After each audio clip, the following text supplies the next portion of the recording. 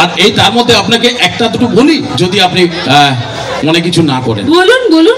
মানে ঘটনাটা হচ্ছে, আমি এবছর পরে 110 জন মতো আর্টিস্টকে আমাদের এই গ্রামের কথা শিখিয়েছি, সবাই মিলে আনন্দ পেয়ে বাড়ি গেছে। আপনি আমাকে আগেও একবার শিখিয়েছিলেন। আগে শিখিয়েছিলাম আমি, তাহলে আজকে একটু আপনার স্টুডেন্ট ভুলে গেছি হয়তো।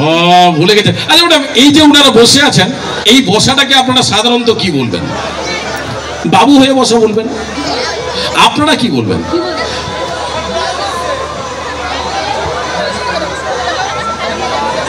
ডাক্তার ये आगे नु दिखसी लाइट की না ম্যাডাম, মানে এই যে উনারা বসে আছেন, আপনারা কি বলেন এটাকে? বাবু হয়ে বসা। হ্যাঁ, আর আমরা কি বলি এটাকে?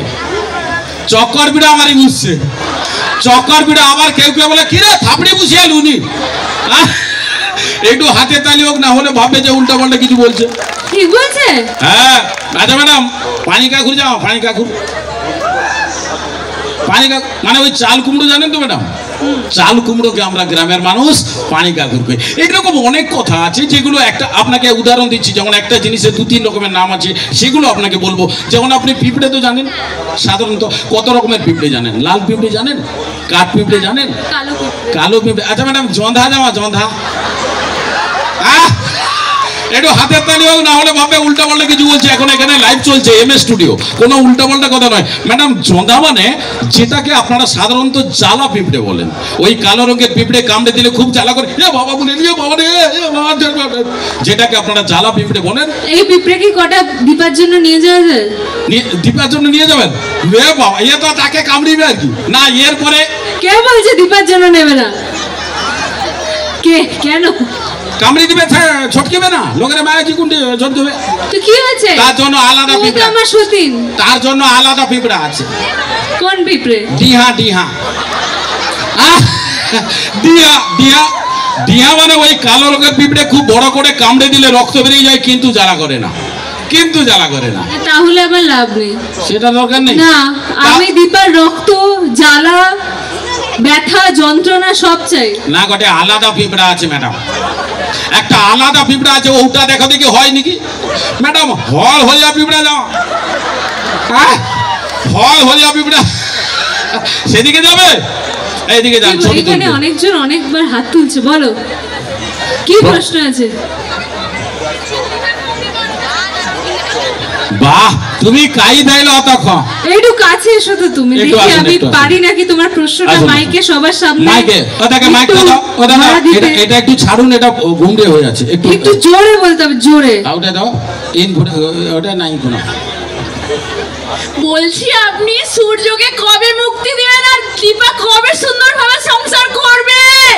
হৌ হৌ হৌ, এ পয়লা নু দেখে দে, এ একবারে পয়লা এপিসোড নু দেখে দে, ইহা পুরা রাখি কি গরম হয়ে যাচ্ছে। কবে সে মুক্তি দিবে, মারি দিবে পারা, এর গাড়ি যেতে দিবে নি পারা। না না, উত্তর দি দাও ম্যাডাম, না না পুরা কাজ শেষ করে দিবে, উত্তর দাও গো। সে মালতী দি কবে মুক্তি দেবো? মুক্তি তো দিয়ে দিয়েছি, ওরা তো এখন ভালোই বুড়ো বয়সে প্রেম টেম করছে দেখছি। না না, প্রেম করছে না। দেখো, আমি কিন্তু আমার সিরিয়াল দেখি, মাঝে মাঝে দেখি ওরা বেশ সুন্দর জড়াজড়ি করে আছে।